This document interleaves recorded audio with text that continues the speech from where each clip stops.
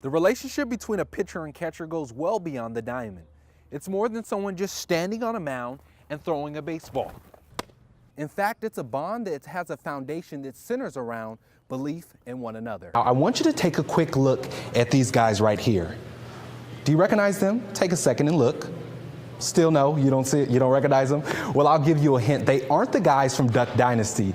They're actually big league players for the Oakland A's. Where Jordan Nash Bolden, about 6 saves in 11 seconds. Look at this, she's relentless inside the net. That one, nope. They try it again, nah, see ya. She was holding it down within the net. I mean, phenomenal job by her, just keeping those pucks, nah. A little bit of everything when they were trying to get in there. I know you probably did it for football, but what's the basketball team doing to kind of garner this excitement and praise for you to be camping out here and missing class and everything else? But if you kept watching, you probably ultimately ended up looking like this, reaching up at the sky in your living room saying, what in the world, we almost won our first match. Being more than 2,000 miles away from what you're familiar with can take some time to get used to.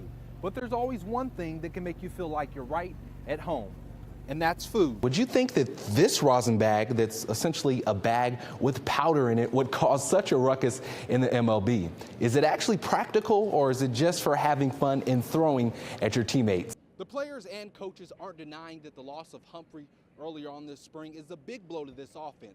But they also understand it's not time to panic, but it's time to come together as a unit and operate with the mentality simply known as next man up. And his rise to an NBA marquee was actually fueled by a move in high school, a move from Michigan to Mississippi that, as Drew Andre explained, set him on a path to being one of the NBA's brightest young stars.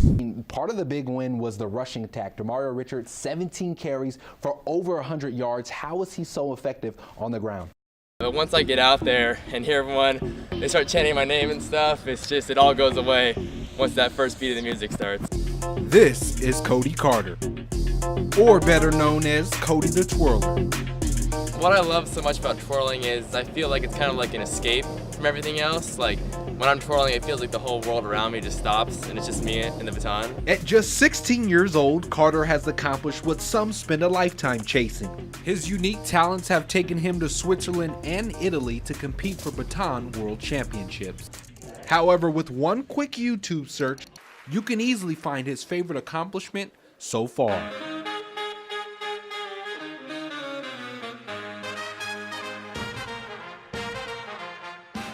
I think my proudest moment was being on America's Got Talent, actually, because I feel like that was the opportunity to share my talent on the biggest stage in America with everyone. Once he knew he was on the show, it was like, oh my gosh, this is so unbelievable. It was the most incredible experience we've ever been through. A lot of people ask me, like, how do you know when to catch it? But it's kind of engraved in my brain where I don't even need to think about it.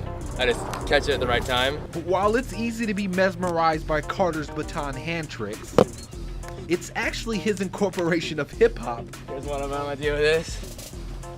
That will really catch your eye. I do a thing called a coin drop, so I bounce it off the ground and then catch it, go down and come back up. It's called the SpongeBob, so I go. After watching Cody dance and twirl at the same time, I had to see if twirling was actually as hard as it looks. So yeah, so close. One, and then two. Two. Look, see that I quit. There you go. There's one trick. You're a natural. Now, don't let the tape fool you. Unlike me, Carter is the epitome of a natural. But it's the way that he started twirling that may leave you scratching your head. We used to take actually Cody to golf class starting at the age of 7. So we'd bring him to golf class. He had his golf clubs ready to go. And actually, I was teaching chipping, and he stood there and he was twirling his 7-iron as opposed to actually hitting the chip shots. Thought I was just gonna play golf and then to do this thing that I didn't even know what it was at the time, and then to go so far with it was just crazy. And the twirling on the fairway was just the beginning. After Carter's parents discovered his gift, it wasn't long after until they took some action. One of the students in the golf class said, we got this baton coach at our school. They gave us, we called her up and arranged a lesson, thinking, okay, this is a one-time thing.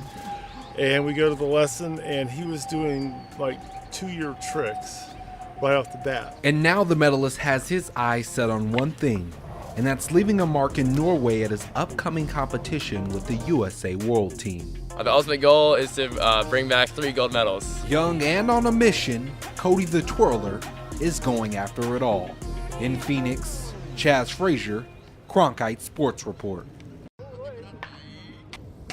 8 years ago, Brewers prospect Mauricio Dubon was not quite ready to pursue his dream. I was 15 years old at the time, Latin American country. Like, you're supposed to be ready to be signed and everything. And at that time, I wasn't ready to be signed. I would just, try to finish my high school and everything. But back in 2010, a missionary appeared out of nowhere and changed everything. Dubon was spotted by Andy Ritchie, an American with an eye for baseball, who was visiting Honduras with a Christian group. On a Thursday, they were like, okay, we're ready to take you. On a Friday, they started talking to my parents, and on Saturday, I left. So that was something like 1 week period that changed my whole life. Dubon's love for the game started in San Pedro, but it was the tight-knit relationship with his brother that inspired him to pick up a bat and a ball. My older brother, I always saw him playing baseball, and just, I'm like, he was really good at it. And he taught me all he knew about it. So. He not only learned from his brother and tried to emulate him, but he started to fall in love with the game.